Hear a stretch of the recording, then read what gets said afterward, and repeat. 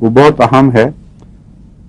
بعض ڈاکٹرز نے بعض کمبینیشن بنائے ہوئے ہیں کہ ایک دوا استعمال کی جائے اس کے بعد دوسری یہ عموماً کام آتی ہے اور اس کے بعد تیسری پھر یہ کام آتی ہے.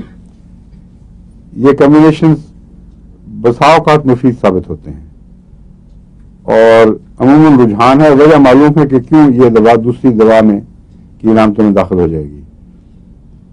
اور لیکن ان کو عدلنا بدلنا، ان کی ترتیب بدلنا ٹھیک نہیں ہوتا،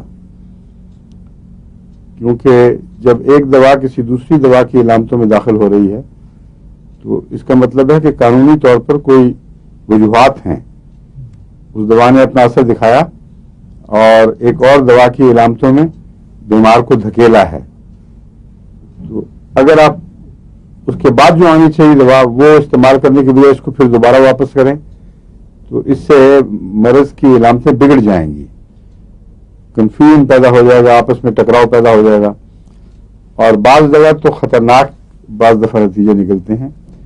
اسی لیے ان کے متعلق واضح طور پر ایک خطرے کا الارم بجایا جاتا ہے ہمیشہ. سلفر کے بعد کیلکیریا کارب، یہ بہت ایک طبی جوڑ ہے.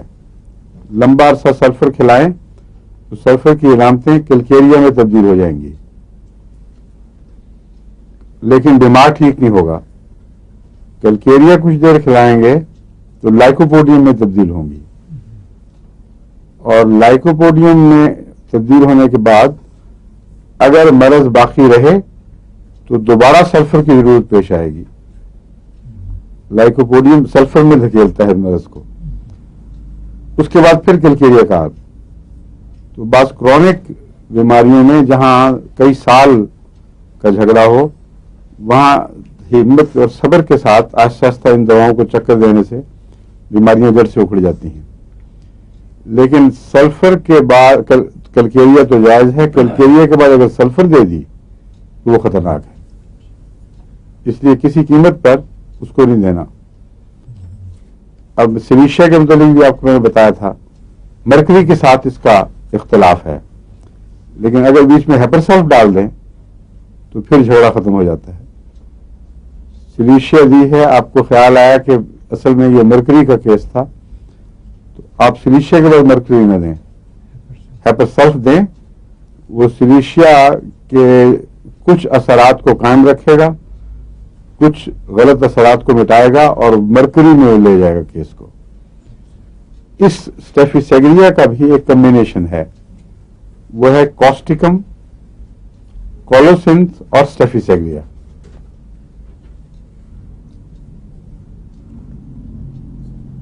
کاسٹیکم کولوسنتھ سے بہت ملتا ہے بعض باتوں میں.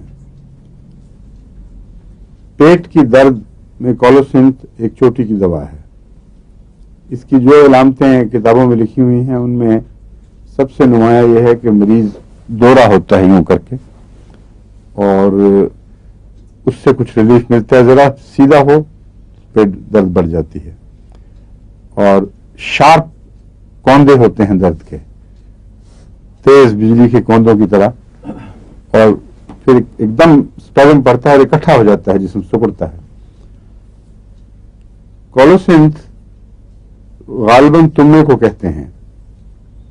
وہ جو جنگلوں میں ریتلے سوائل میں جس کو لومی سینڈ کہتے ہیں وہاں کثرت سے یہ اگتا ہے اور اس کی خاص علامت یہ ہے کہ بے انتہا کڑوا اور ناقابل برداشت زہریلا ٹیسٹ کے لحاظ سے.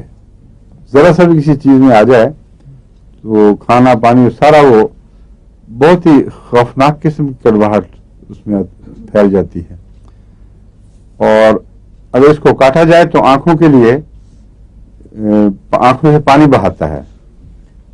اب یہ علامت عام طور پر تو یہاں نہیں ملتی، ہومیوپیتھی کتابوں میں زیادہ میں نے تو نہیں پڑھی، لیکن عربی پوئٹری میں اس کا ذکر ملتا ہے.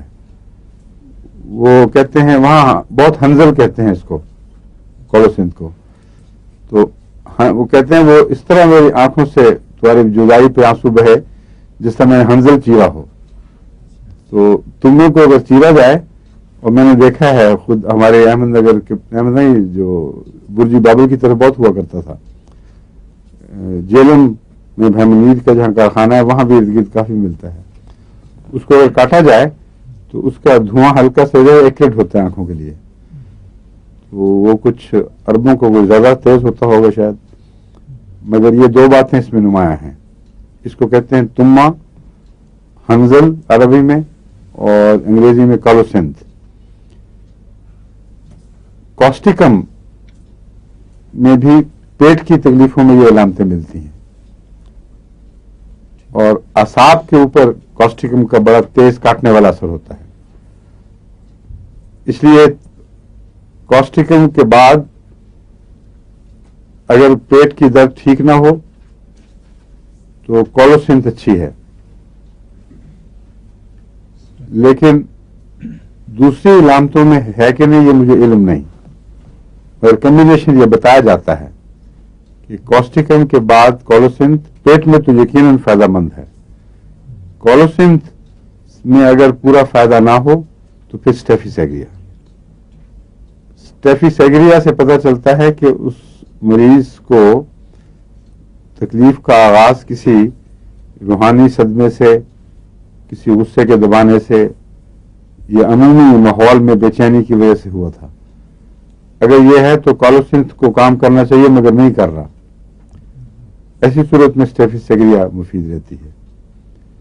اور ایسی صورت میں بعض دفعہ غم کے دبانے سے بھی اسٹیفی سیگریا والی عام علامتیں پیدا ہو جاتی ہیں جو غصے سے دبانے سے پیدا ہوتی ہیں. پیٹ اور انتڑیوں کے تعلق میں یہ کام کرتی ہے. تو کمبینیشن کیا ہے؟ کاسٹیکم، کالوسینتھ، اسٹیفی سیگریا. پھر ایک دفعہ اس کو چکر دے دیں تو بہت سی جو اعصاب کی دردیں اور تکلیفیں جس میں نورلجیاز بھی شامل ہیں،